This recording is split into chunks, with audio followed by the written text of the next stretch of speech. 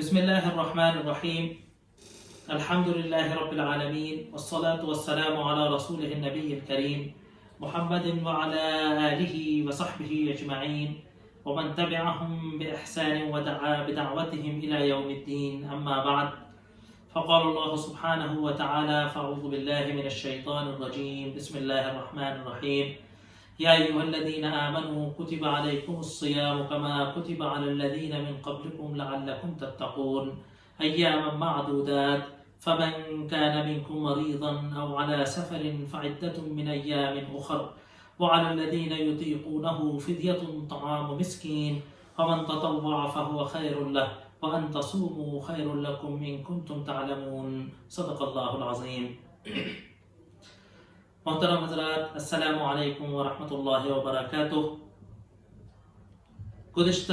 پچھلے لیکچر کے اندر رمضان کے متعلق جو ہماری یہ سیریز چل رہی ہے، اس کے پچھلے لیکچر کے اندر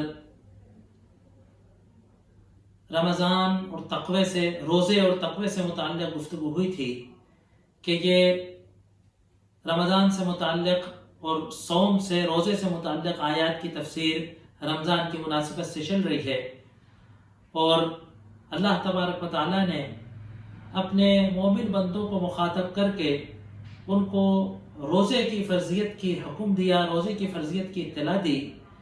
اور کیونکہ روزہ ایک گراں عمل تھا، روزہ ایک شاق عمل تھا، ایک تکلیف دہ عمل تھا، بظاہر ایسا معلوم ہوتا تھا، تو اللہ تبارک و تعالیٰ نے اپنے مومن بندوں کو دلاسا دیتے ہوئے، ہمت دیتے ہوئے یہ بات بتائی کہ تم سے پہلے جتنی امتیں گزری، تم سے پہلے جتنی شریعتیں آئیں، ان کو بھی روزے کا حکم دیا گیا تھا، ان کو بھی اس فریضے کا، ان پر بھی روزہ لکھ دیا گیا تھا. اس سے بات پتہ چلی کہ یہ روزہ سے پہلے جتنی شریعتیں گزری ان میں بھی فرض تھا. دوسری بات ہم کو یہ پتہ چلی تھی کہ یہی روزہ فرض تھا جیسا کہ روزہ ہم رکھتے ہیں. تیسری بات ایک اور سمجھنے کی ہے کہ اللہ تبارک و تعالیٰ یہ بیان فرما رہا ہے کہ تقوی حاصل کرنے کی ترکیب روزہ ہے، اور تم سے پہلے جتنے لوگوں کو تقوی حاصل کرنے کا حکم دیا گیا، جتنے لوگوں کو یہ ہدایت دی گئی کہ وہ تقوی حاصل کریں، تو ان کو روزہ رکھنا پڑا تھا، تبھی وہ تقوی حاصل کرنے کی پریکٹس کر پائے تھے. اس لیے اگر تمہیں تقوی حاصل کرنا ہے تو تمہیں بھی روزہ رکھنا ہوگا. پھر ہم نے تھوڑی سی روشنی ڈالنے کی کوشش کی تھی اس بات پر، یہ سمجھنے کی کوشش کی تھی کہ تقوی میں اور روزے کا کیا کنیکشن ہے. اللہ نے فرمایا روزے کی حکمت بیان کرتے ہوئے کہ لعلکم تتقون، کہ شاید تم تقوی کرنے والے ہو جاؤ، شاید تم متقی ہو جاؤ. اس سلسلے میں تقوی کے بیان، تقوی کے مطلب کو بتانے کی کوشش کی گئی تھی کہ تقوی ہے اللہ تبارک و تعالیٰ کے ممنوعات، اللہ تبارک و تعالیٰ کی منع کردہ چیزوں سے اپنے آپ کو بچائے رکھنا، ایسی زندگی گزارنا کہ جس میں ہم دنیا سے اپنے آپ کو داغدار ہونے سے بچائیں. اس سلسلے میں ایک اثر آتا ہے حضرت عمر بن خطاب رضی اللہ عنہ اور حضرت ابی بن کعب رضی اللہ عنہ کا ایک اثر آتا ہے. میں سمجھتا ہوں کہ لمبی تقوی کے تعلق سے جو گفتگویں کی جا سکتی ہیں، اس کے مقابلے میں ایک چھوٹا سا اثر تقوی کے صحیح کنسیپٹ کو سمجھنے میں ہماری بہت زیادہ مدد کرے گا. صحابہ کرام رضوان اللہ علیہم اجمعین جب ایک دوسرے سے ملا کرتے تھے، جب ایک دوسرے سے ملاقات کیا کرتے تھے، تو دیگر اپنی باتوں کے، اپنی ضروریات کی باتوں کے ساتھ ساتھ ہمیشہ وہ اپنی گفتگو میں کوئی ایمان کو مضبوط کرنے والے، کوئی روح کو جلا کر دینے والے، دین کی معلومات کو ایک دوسرے کو پہنچانے اور ایک دوسرے سے دین کے تعلق سے کچھ نہ کچھ سیکھنے اور سکھانے والی گفتگو کیا کرتے تھے. حضرت ابی امیر المومنین حضرت عمر بن خطاب رضی اللہ عنہ کے پاس ان کی خدمت میں حاضر ہوئے، ملاقات ہوئی دونوں کی. تو حضرت عمر نے پوچھا حضرت ابی سے کہ تقوی کیا ہے؟ بڑا سمپل سا سوال تھا، تقوی کیا ہے؟ حضرت ابی نے ایک بڑی زبردست مثال دے کر تقوی کو سمجھایا اور کہا کہ اے امیر المومنین، کیا کبھی ایسا اتفاق ہوا کہ آپ ایک ایسی پگڈنڈی پہ چلے ہوں جس کے دونوں طرف خاکدار جھاڑیاں ہوں، کانٹوں کی جھاڑیں ہوں؟ حضرت عمر نے فرمایا کہ بس اوقات ایسا ہوا ہے، بارہا ایسا ہوا ہے کہ میں ایسی پگڈنڈی پر چلا ہوں کہ جس پر خاکدار جھاڑیاں ہوں. فرمایا کہ آپ کس طریقے سے چلتے ہیں، کیسے آپ ایسی پگڈنڈی پر چلتے ہیں کہ جس کے اندر خاکدار جھاڑیاں جس کے دونوں طرف ہوں. کہا کہ اشبرو ثیابی، میں اپنے کپڑوں کو سمیٹ لیتا ہوں، وابصر موضع قدمی، اور اپنے پیر کو جگہ کو دیکھ کر رکھتا ہوں، غور سے کرتا ہوں کہ میں پیر کہاں رکھوں، دیکھ دیکھ کر پیر رکھتا ہوں. اور بس اسی طریقے سے بچتے بچاتے نکل جاتا ہوں.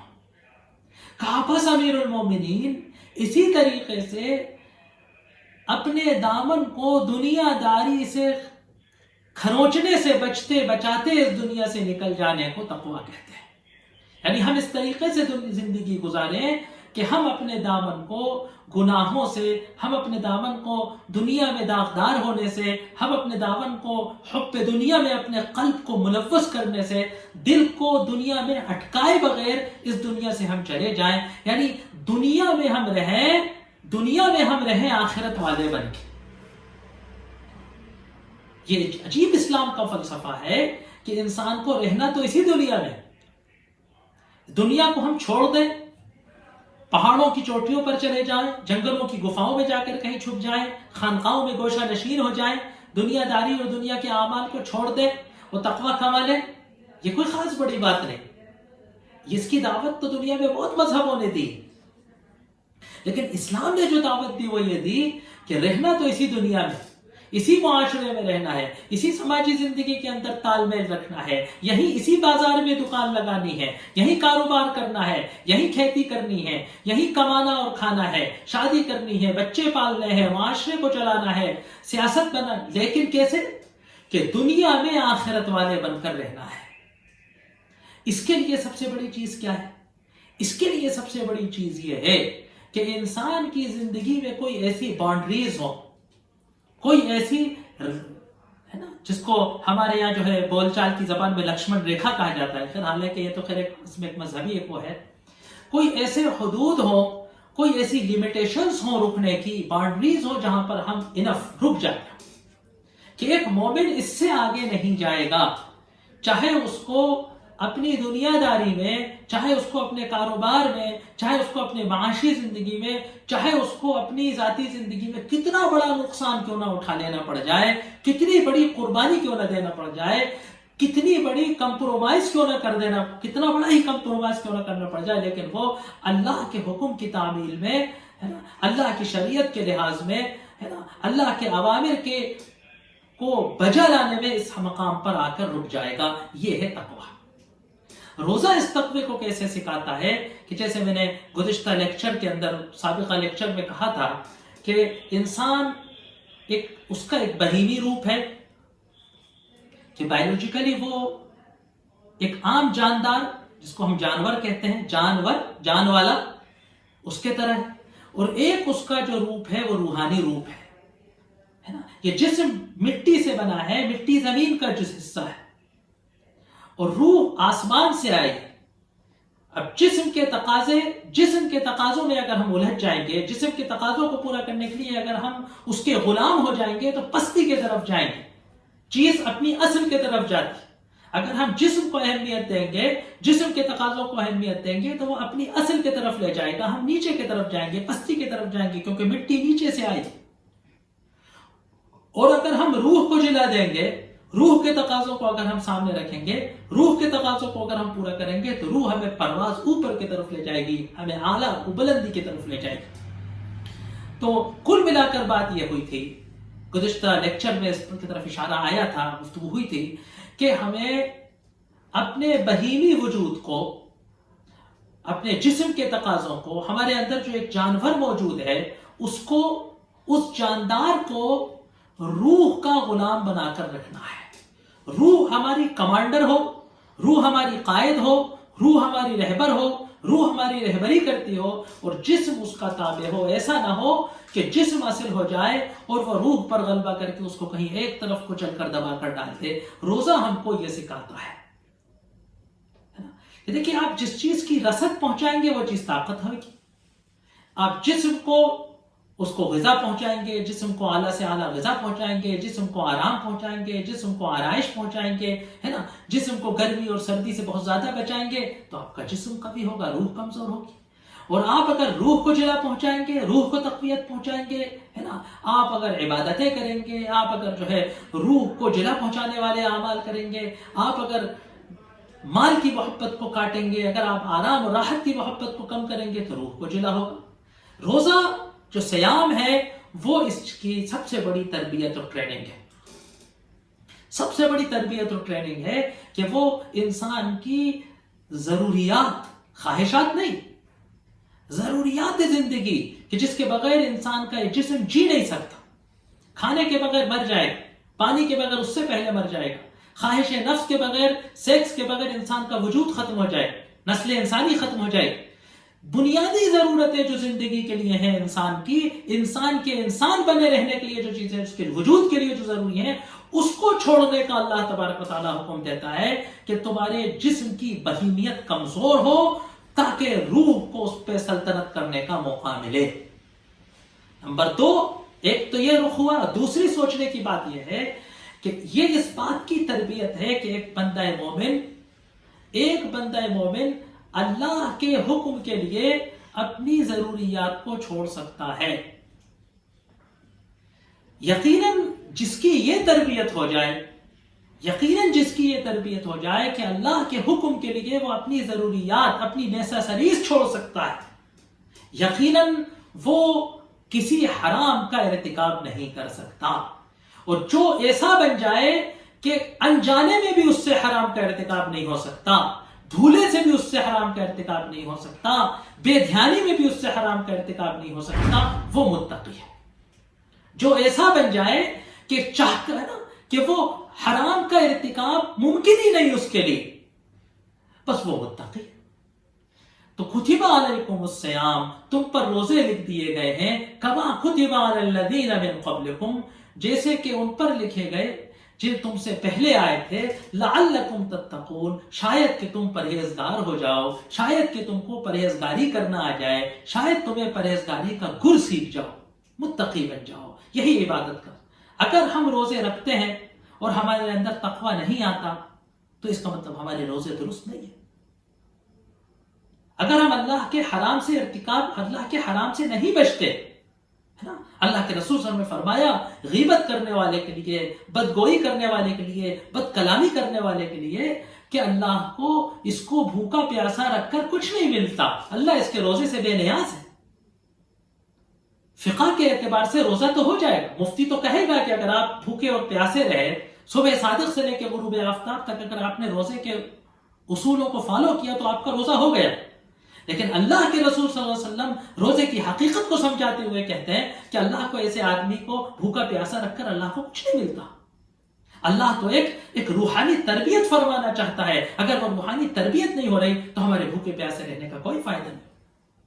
تو لہٰذا ہم کو روزے کے معمولات میں، روزے کے روٹین میں، روزے کے ہمارے کھانے پینے کے نظام میں، ہم کو تفریحات میں، ہمیں اپنی جس طریقے سے ہم رمضانوں کے دن گزارتے ہیں، ہم کو اس بات کو سوچنا چاہیے کہ کیا ہم اس تربیتی دورے سے یا اس ٹریننگ کیمپ سے گزر رہے ہیں، یا ہم اس کے اصول کو فالو نہیں کر رہے ہیں. ہم نے صرف اپنے کھانے پینے کے ٹائم ٹیبل کو بدلا ہے، بس ایسا نہیں ہونا چاہیے. اس کا ایک خاص مقصد ہے، وہ ہمارے مد نظر ہونا چاہیے، بلکہ ہمیں اس کو اپنے اوپر محسوس بھی کرنا چاہیے. ایام معدودات، اللہ کہہ رہا ہے ایام معدودات. اب اگلی بات یہ ہے کہ یہ دیکھیں ہر چیز کا ایک کورس ہوتا ہے. آپ چھوٹا سا کوئی پروگرام کرتے ہیں، ایک کوکنگ کا پروگرام کرتے ہیں، کچھ پکانے جاتے ہیں تو کہتے ہیں صاحب اس کا 6 دن کا پروگرام ہے، اس کا 3 دن کا پروگرام ہے. کمپیوٹر کا کوئی کورس کرنے جاتے ہیں صاحب 40 دن کا پروگرام ہے، 3 مہینے کا پروگرام ہے. تو ہر چیز کا ایک کورس ہوتا ہے. یہ جو تربیت نفس اور روحانی تربیت کا تقوی سکھانے کی جو ٹریننگ ہے روزہ، اللہ کہہ رہا ہے ایام معدودات. اگر گنے چنے دن اس کو کریں گے تب جا کر اس کا فائدہ ہو. اس کے 2 مطلب ہیں. ایک تو مطلب یہ ہے کہ یہ تربیت گنے چنے کچھ دن ہیں، اگر وہ پورے کیے جائیں گے تب جا کر یہ تربیت ہوگی.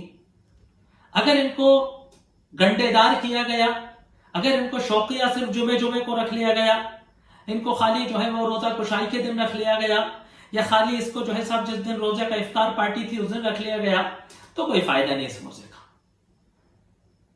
ایام معدودات، یہ تو طے شدہ دن ہے، گنے چنے دن ہے، جب تک ان پر پورا فالو نہیں کیا جائے گا اس کا اثر نہیں ہوگا۔ دوسرا ایک کہنے کے بعد کیا ہے کہ جیسے اوپر آیا تھا سائیکولوجی والی بات کہ کما کتب علی الذین من قبلکم، کہ جیسے تم سے پہلے والوں پر لکھے گئے۔ تو بھائی دیکھو، اللہ نے سب کچھ تمہیں دیا، تم اللہ کے غلام، تمہارا سارا وقت اللہ کا۔ اللہ چاہتا تو یہ کہتا کہ سارے وقت ہماری عبادت کرو، وہ بس ذرا سی ضرورت کے لیے، کھانے پینے کے لیے تم کو تھوڑی سی چھٹی دی جائے گی، جیسے دفتر کے اندر ذرا سا 10-15 منٹ کا بریک دیا جاتا ہے ہاتھ پیر سیدھے کرنے کے لیے۔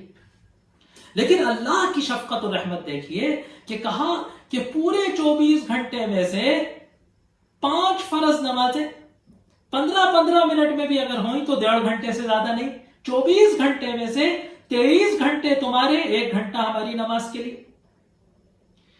12 مہینے میں سے 11 مہینے تمہاری مرضی پر، 1 مہینہ روزے کے لیے۔ تمہاری ساری جمع شدہ دولت میں سے 97.5% تمہارا، 2.5% فرض زکات۔ یہ الگ بات ہے کہ بندگی کا مطلب یہ نہیں ہے کہ ہم صرف 24 گھنٹے میں سے 1 گھنٹے نماز پڑھیں، باقی ہم چھٹے بیل، 1 مہینے ہم نے روزہ رکھا، باقی 11 مہینے ہم اپنی مرضی کے خود سر، یہ مطلب نہیں۔ وہ اللہ کی بندگی کا مکمل مطلب کیا ہے؟ اور ہماری پوری زندگی ولادت کے پہلی سانس لینے سے لے کر تو مرنے کے بعد تک اللہ کے حکم کے تابع ہے۔ مرنے سے بھی شریعت کے احکام ختم نہیں ہوتے، کیونکہ مرنے کے بعد ہماری لاش کو ٹھکانے کیسے لگایا جائے، اس کو تجہیز و تکفین کیسے کی جائے، یہ بھی شریعت ہمیں بتاتی ہے۔ تو وہ ایک الگ بات ہے، ہم اس کو کبھی اور سمجھائیں گے۔ لیکن یہ جو فرض عبادت ہے کہ تمہیں اپنے وقت میں سے جو ہماری عبودیت کرنی ہے، عبادت کرنی ہے، تو کہا ایام معدودات، چند گنے چنے دن تو ہیں، 30 یا 29 دن تو ہیں، 365 دن میں سے کیا تم اپنے خالق و مالک، اپنے آقا اور اپنے پیدا کرنے والے، اپنے بنانے والے اور اپنے موجد کرنے والے کے لیے کیا چند 29-30 دن بھی نہیں دے سکتے؟ اس انداز میں اللہ کہہ رہا ہے ایام معدودات، گنے چنے 29 یا 30 دن ہیں، ہے نا۔ آگے آ رہا ہے کہ ایسا نہیں ہے کہ یہ 30 دن کا روزہ رکھنا ہے نا، میری چھٹی جولائی میں ہوتی ہے تو میں جولائی میں رکھ لوں، آپ کی چھٹی مئی میں ہوتی ہے تو آپ مئی میں رکھ لیں، میں فلاں ملک میں رہنے والا ہوں، وہاں 21 گھنٹے کا دن ہوتا ہے تو جب 9 گھنٹے کا دن ہوگا اس ٹائم میں رکھ لوں، ایسا نہیں۔ اس کو ایک خاص وقت میں ہی جب رکھا جائے گا تبھی اس کا وہ اثر ہوگا کہ جو اثر اس کا ہونا ہے۔ اس کا ایک خاص وقت مقرر کیا گیا، آگے آ رہا ہے شہر رمضان، رمضان کا مہینہ اس کے لیے اللہ نے مقرر کیا ہے۔ یہ گنے چنے دن رمضان کے مہینے میں آئیں گے، ابھی آ رہے ہیں۔ اب ایسا نہیں ہے، دیکھیے اصل میں اسلام بڑا پریکٹیکل مذہب ہے، اور یہی اسلام کی اور اس کی شریعت کی خوبی تھی کہ وہ پریکٹیکل مذہب ہے۔ ہم کبھی کبھی اپنی نادانی کی وجہ سے، اپنی ناسمجھی کی وجہ سے، اور کبھی کبھی ہم عبادت کے شوق اور جوش کی وجہ سے اسلام کی اس جو ہے پریکٹیکل ہونے کو ہم پیچھے کر دیتے ہیں۔ اس سے اسلام کی جنرل دعوت کو بڑا نقصان ہوتا ہے نا۔ اسلام فطرت اللہ التی فطر الناس علیہا، اسلام کیا ہے؟ اللہ کی وہ فطرت کہ جس پر اللہ نے لوگوں کو ڈھالا ہے۔ یہ اللہ کی فطری نظام ہے اور انسان کی فطرت سے مطابق ہے۔ کوئی حکم پوری شریعت کے اندر، کوئی حکم پورے اسلام کے اندر، کوئی حکم پورے قرآن اور حدیث کے اندر ایسا نہیں ہے کہ جو انسان کی فطرت سے ٹکراتا ہو۔ بس سوال صرف یہ ہے کہ انسان کی فطرت کم سے کم سلیم ہو۔ اگر ہماری فطرت ہی بگڑ جائے، کسی کا ذوق ہی خراب ہو جائے، اس کو بدبو ہی بو، اس خوشبو لگنے لگے، ہے نا، اس کو بری بو جو ہے وہ اچھی خوشبو لگنے لگے، تو بات الگ ہے۔ ورنہ اگر انسان فطرت سلیمہ پر ہے تو دین اسلام جو ہے وہ فطرت کا مذہب ہے۔ اب دیکھیے، کیونکہ روزہ ایک ایسا عمل تھا کہ اس میں خالی آپ کے ارادے اور نیت کے ساتھ بہت ساری اور چیزیں بھی شامل ہیں. آپ کے جسم کے اندر اتنی سخت ہونا چاہیے کہ وہ بھوکا رہ سکے. وہ غش کھا کر نہ گر جائے، معلوم ہوا 4 6 8 روزوں کے بعد وہ آئی سی یو میں پہنچ گیا یا مری گیا ہے نا. تو اس لیے اسلام نے اس بات کا خیال رکھا کہ یہ چند دن ہے، اور وہ بھی کیا، فمن کان منکم مریضا، بس اگر تم میں سے کوئی بیمار ہو، بس اگر تم میں سے کوئی بیمار ہو،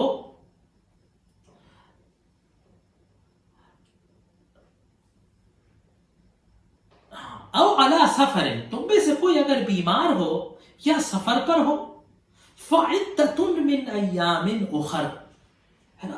تو بس پھر یہ روزے رکھنے ہیں اس کو، یہ عدد، یہ شمار اس کو، یہ نمبرز اس کو پورے کرنے ہیں فی ایام اخر، دیگر دنوں میں. ظاہر سی بات ہے کہ اب بیمار ہو گئے رمضان میں. اب بیمار تو انسان اپنی مرضی سے نہیں ہوتا نا، بیمار تو اللہ تبارک و تعالیٰ کی قدرت سے اور اس کی حکمت سے اور اس کے فیصلے سے ہوتا ہے. اب کیا کرے بیمار تو روزہ نہیں رکھ سکتا نا. تو جو تم میں سے بیمار ہو، او علی سفر، یا سفر کی حالت میں ہو، وہ مقیم نہ ہو، مسافر ہو، تو فعدۃ من ایام اخر، تو اس کو دیگر اور دنوں میں اس تعداد کو، اس 29 یا 30 کے نمبر کو پورا کرنا ہے. یہ روزے کا ایک حکم آیا کہ روزہ کس پر فرض ہے؟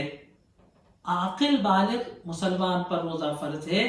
اس کے ساتھ ایک مزید شرط اور ایسی کر لیجئے کہ جو جسمانی اعتبار سے، صحت کے اعتبار سے، عمر کے اعتبار سے روزہ رکھ سکتا ہو، ممکن ہو اس کے لیے روزہ رکھنا، ہے نا. اب دیکھیے اسلام کا ایک اور پریکٹیکل چیز کیا ہے کہ بیماری کسے کہتے ہیں. یہ الگ الگ موسموں میں، الگ الگ حالتوں میں، الگ الگ انسانوں کے اعتبار سے اس کو الگ الگ ہو سکتا ہے. ہو سکتا ہے کہ کوئی بیماری میرے حساب سے ایسی ہو کہ میں روزہ نہیں رکھ سکتا تھا، لیکن وہی بیماری، اتنی ہی مقدار کی بیماری کسی دوسرے انسان کے لیے، کسی نوجوان کے لیے، کسی تندرست کے لیے روزہ رکھنے لائق ہو سکتی ہے. کوئی ایسی بیماری میرے نزدیک وہ روزہ رکھنے کے لائق ہو سکتی ہے، لیکن کسی بزرگ کے لیے، کسی بوڑھے آدمی کے لیے، کسی اور دائمی امراض جس کو لاحق ہے، اس کے لیے وہ روزہ رکھنے کے لائق نہیں ہو سکتا. اس لیے دیکھیے قرآن نے جہاں بھی کہیں کہا بیماری تو جنرل چھوڑ دیا. جہاں بھی کہیں قرآن نے کہا کہ خرچہ کرو، انفاق کرو، تو بالمعروف، عرف کے اعتبار سے. کہیں اللہ نے یہ نہیں کہا کہ اتنے دینار خرچ کرو، اتنے درہم خرچ کرو. یہ نہیں کہا کہ جس کو اتنا بخار ہو، جس کی ایسی طبیعت ہو، نہیں. فمن کان منکم مریضا، اگر جو تم میں سے بیمار ہو. اب علماء نے کہا کہ بیمار، ایسا بیمار کہ جس کو روزہ رکھنے سے نقصان ہو. کوئی ایماندار ڈاکٹر، ایکسپرٹ ڈاکٹر، حاذق ڈاکٹر، سچا ڈاکٹر، ڈاکٹر حکیم طبیب، یا گاؤں دیہات میں لوگ تجربے کار ہوتے ہیں خود، ہے نا. بہرحال کسی معتبر ذریعے سے، حاذق ڈاکٹر تو ہم اپنے پس منظر میں کہہ رہے ہیں، شریعت کا حکم یہ ہے کہ کسی معتبر ذریعے سے اس کو اس بات کا اندیشہ ہو، گمان ہو کہ اگر اس نے روزہ رکھا تو یا تو وہ ہلاک ہو جائے گا. نمبر 1، سب سے خطرناک بات تو کیا ہو سکتی ہے کہ اگر روزہ رکھا تو ہلاک ہو جائے گا. نمبر دوسری بات یہ ہو سکتی ہے کہ اگر روزہ رکھا تو اس کی بیماری بڑھ جائے گی. اور نمبر 3 یہ ہو سکتا ہے کہ اگر روزہ رکھا تو اس کی بیماری طویل ہو جائے گی. اگر وہ بغیر روزے کے 4 دن میں اچھا ہو سکتا ہے، 3 دن میں اچھا ہو سکتا ہے، 1 ہفتے میں اچھا ہو سکتا ہے، تو روزہ رکھنے کی وجہ سے اس کی بیماری کے ایام بڑھ جائیں گے، اس کو مشقت زیادہ ہوگی، اس کو تکلیف ہوگی. تو یہ بیماری تو جنرل ہے. صحابہ کرام رضوان اللہ علیہم اجمعین کی زندگیوں کے بارے میں جب محدثین لکھتے ہیں تو بہت تفصیلات آتی. بعض وقت کہا کہ کسی کے معمولی سا کوئی زخم تھا اور رمضان میں روزہ نہیں رکھا. کہا اللہ تو کہتا ہے ومن کان منکم مریضا، تو معمولی سی بیماری پر صحابہ نے نہیں رکھا. لیکن ہم نے کیا کہا کہ یہ سمجھنے کی بات ہے. ہم نے، محدث نے کہہ دیا کہ معمولی سی بیماری ہے، ہو سکتا ہے انفیکشن کی وجہ سے بڑی سخت تکلیف ہو، اس چھوٹی سی انگلی کی چوٹ میں بخار آ رہا ہو، ہے نا. تو بہرحال یہ انسان کو خود اس بات کا فیصلہ کرنا ہے. اور کون سے انسان کو؟ بھائی دیکھیے اصل میں ایک ہے حکم، ایک ہے کنسیشن کہ بھائی فری کی چیز بھی نہیں ہے تو میں لے لوں، کیا برا ہے. اور ایک یہ ہے کہ میں دل کی گہرائیوں سے روزہ رکھنا چاہتا ہوں. کیوں؟ کیونکہ میں مومن ہوں اور میرا خدا پیار کے ساتھ مجھ سے کہہ رہا ہے کہ تمہیں روزہ رکھنا ہے. اور روزہ میں بلا وجہ نہیں رکھ رہا ہوں کہ زبردستی مجھ سے انکم ٹیکس چھینا جاتا ہے. یہ تصور نہیں ہے. تصور یہ ہے کہ روزہ مجھے تقویٰ سکھائے گا، روزہ مجھے جنت میں جانے کی تیاری کرائے گا. اب ایسا آدمی جو روزہ رکھنا چاہتا ہے لیکن بیماری کی وجہ سے نہیں رکھ پائے گا، اللہ نے اس کو اجازت دی ہے کہ اگر وہ اپنے آپ کو اتنا بیمار سمجھتا ہے کہ اتنی پیاری چیز کو چاہ کر بھی وہ نہیں رکھ سک رہا ہے، تو اس کو اللہ نے اجازت دی ہے کہ وہ روزہ نہ رکھے. فَمَنْ كَانَ مِنْكُمْ مَرِيضًا، جو تم میں سے بیمار ہو، او علی سفر، یا وہ سفر کی حالت میں ہو. دیکھیے اسلام کی شریعت کے اندر مقیم اور مسافر کی دو حیثیتیں ہیں. مقیم یعنی وہ شخص کے جو شہر میں مقیم ہے، ٹھہرا ہوا ہے، اور مسافر وہ ہے کہ جو سفر کر رہا ہے، اپنی اصل رہائش گاہ پر، اپنے قیام گاہ پر نہیں ہے، کسی بھی کام سے وہ مسافر ہے. اللہ تبارک و تعالیٰ نے قرآن میں ہمیں اس بات کی اجازت دی ہے کہ اگر ہم سفر کی حالت میں ہوں تو روزہ نہ رکھیں. اس سلسلے میں علماء کے مختلف اقوال ہیں. یہاں فقہ میں بڑی لمبی لمبی بحثیں ہوئی ہیں، بڑے بڑے صفحات لوگوں نے سیاہ کی ہیں. اس کا خلاصہ میں آپ کو چند منٹوں میں بتاتا ہوں، وقت بھی پورا ہونے والا ہے. کہ ایک قول تو یہ ہے کہ سفر میں روزہ نہ رکھنا یہ ایک اجازت ہے، رخصت ہے. عزیمت یہ ہے کہ ہم روزہ رکھیں، لیکن اگر ہمیں کوئی تکلیف ہے، پریشانی ہے، روزے کے اندر ہم کو سفر میں ہمیں دقت ہے، ہمیں گرمی ہے، فلاں ہے، رکھنے میں دقتیں ہیں، تو اللہ نے ہمیں اجازت دی ہے، ہم اس اجازت کا فائدہ اٹھا سکتے ہیں. ایک قول علماء کا یہ ہے کہ رمضان میں سفر کے اندر ہم روزہ رکھنا افضل نہیں ہے. اللہ نے کہا ہے روزہ مت رکھو، تو اللہ کے کنسیشن سے فائدہ اٹھانا یہ زیادہ افضل کام ہے نا. یہی اتباع ہونا چاہیے کہ اللہ نے کہا رکھو تو رکھے، اور اللہ نے کہا نہیں رکھو تو نہیں رکھے. ایک قول یہ ہے کہ اگر سفر میں روزہ رکھا تو روزہ ہوگا ہی نہیں ہے نا. تو یہ مختلف اقوال ہیں. میں بتا اس لیے رہا ہوں آپ کو کہ آج کل سوشل میڈیا کی وجہ سے بہت ساری معلومات ہم کو فراہم ہو جاتی ہیں، اور کیونکہ ہمیں معلومات مرتب نہیں ہوتی، ہمیں یہ نہیں معلوم ہوتا کہ یہ ویڈیو جو ہم دیکھ رہے ہیں اس کا سورس کیا ہے، یہ جو اسپیکر ہمارے سامنے بول رہا ہے اس کا مسلک کیا ہے، اس کی اسٹڈی کیا ہے، اس کا سورس کیا ہے. بس ہم اس کو لے کر ایک دوسرے کو میسج کرنا شروع کر دیتے ہیں. تو بات ہمیں معلوم ہونا چاہیے. مختلف اقوال ہیں، لیکن اس میں سے معتبر قول ہے نا، وہ قول کے جو زیادہ تر علماء، خاص طور سے ہمارے مذہب کے، ہمارے مسلک کے علماء، ہمارے ملک کے علماء جس مذہب کو کہتے ہیں کہ دیکھیے سمجھ آنے والی بات ہے کہ اللہ تبارک و تعالیٰ ہم کو ایک رخصت دے رہا ہے. اگر سفر راحت والا ہے، آرام دہ ہے، اور اس میں روزہ رکھنے سے کوئی دقت نہیں آئے گی، انسان بلا وجہ تکلیف میں مبتلا نہیں ہوگا، تو روزہ رکھنا افضل ہے. آج کل ایسے راحت والے سفر ہو گئے ہیں. اور اگر سفر ایسا ہے کہ جس میں دقت ہو سکتی ہے، مثال کے طور پر ہم کسی ایسی فلائٹ میں جا رہے ہیں کہ جو سورج کے الٹے طرف چل رہی ہے، معلوم ہوا 17 گھنٹے کا روزہ تھا اور وہ 26 گھنٹے کا ہو گیا، ہوائی جہاز چلتا چلا جا رہا ہے اور سورج ڈوب نہیں رہا ہے. اب ہم ڈٹے ہوئے ہیں کہ نہیں صاحب روزہ رکھنا زیادہ افضل ہے، میں تو کر رہا آدمی ہوں صاحب، میں تو روزہ رکھ کے دکھاؤں گا سب کو. تو شریعت جو ہے کوئی چیلنجوں کو پیش کرنے کا نام نہیں، شریعت کوئی اپنی سورمائی دکھانے کی چیز نہیں ہے. شریعت ہے اللہ کے احکام کو ماننا، اسلام کی فطرت کو اور پریکٹیکل مذہب کو پریکٹیکل طریقے سے اس پر عمل کرنا.